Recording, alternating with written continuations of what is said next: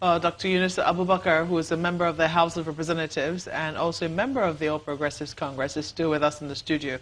Just before we went on break, Honorable, I was just asking you whether or not it made nonsense. I mean, the fact that, yes, it could continue into the following year, that's this 2018 budget, and you expect that it will continue into the 2019, especially the capital component. Doesn't it also mean that we might never be able to get into that fiscal year of January to December? Yeah, it all depends on a number of factors.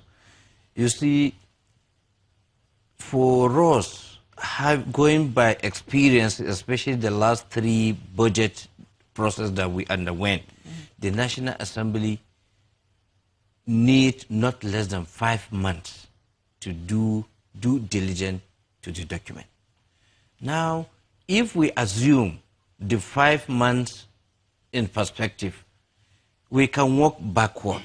For us to achieve the January-December, meaning the executive has to lay this budget around July, August of every year for us to achieve the January, December. In fact, even yesterday, we have to arrange the narration of this 2018 budget. What we have here, you can see, let me just for the benefit of clarity to attend this question.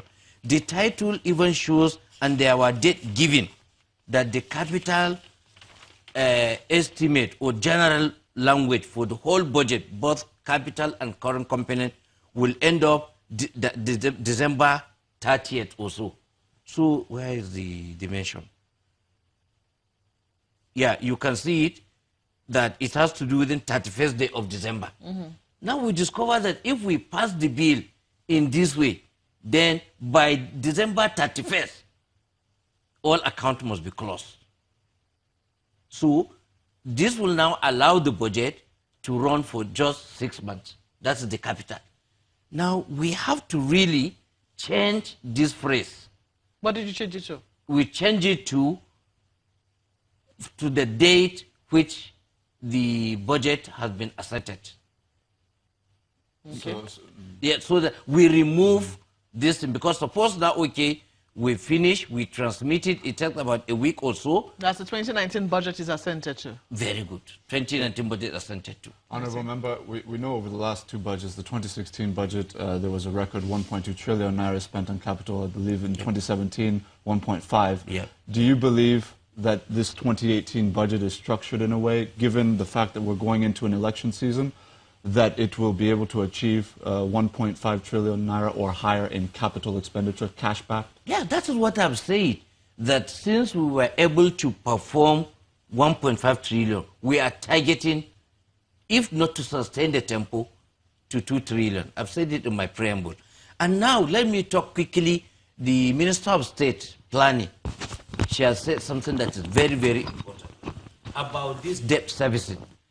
In 2018 now, we were able to achieve 3 components of the debt servicing: the foreign debt, the domestic debt, and with sinking fund. Sinking fund to serve maturing loans.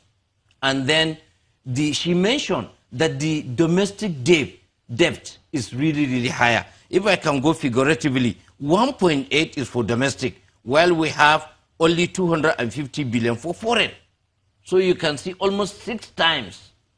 So when now we deepen the foreign borrowing, which is by far more cheaper to service than the domestic debt. That is 1. Then 2, we've already out of this window of $6 that was translated into 5 billion, was also there to pay some domestic, debt. That is why we raised the servicing of the domestic, especially in capital. Most of contractors were owing.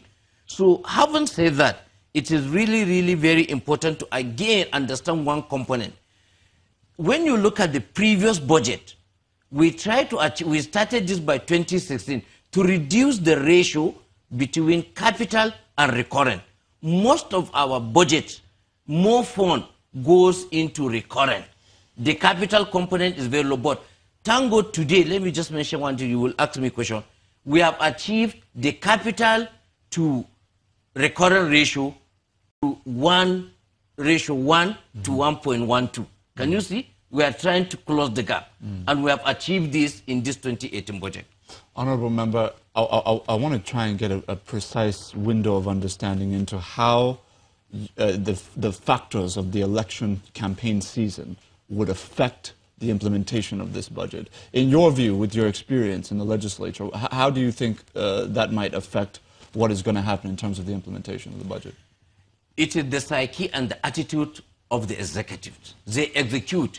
So previously, we have noticed and we have experienced a scenario whereby when it is an election year, the executive arm of government is virtually shut down and people trip into politicking.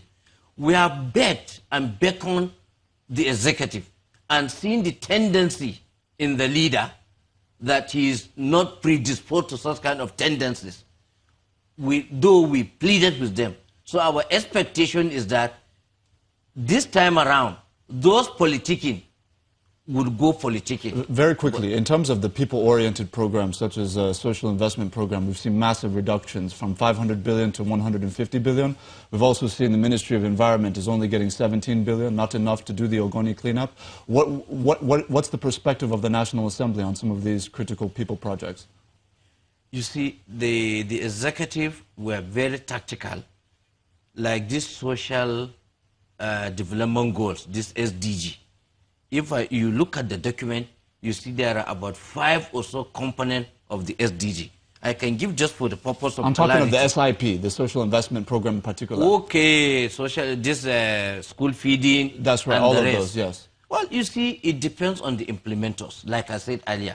You know, you remember, I think specifically the Senate have queried this social investment. I remember, because it's a line when I remember one senator is saying that he has not seen people who benefited from his constituency. So there is so much, and a lot of people, a lot of videos have gone viral showing how poor the implementation is. Nevertheless, we are calling upon them. And it is now the duty. Yesterday, Mr. Speaker charged us, especially we in the House of Representatives, to really be on toes regarding oversighting.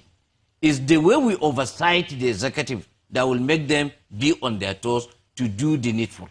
And we are ready to do that. We will definitely keep up with you when the your oversight functions begin. But we have to thank you most kindly for coming on Sunrise Daily. Honorable, should I say Honorable Dr. Yunusa Abubakar now? Anyone. He is a member of the All Progressives Congress, a member of the House of Representatives, and also the Chairman House Committee on the Federal Road Safety Commission. Sunrise Daily continues in a moment. Please stay with us.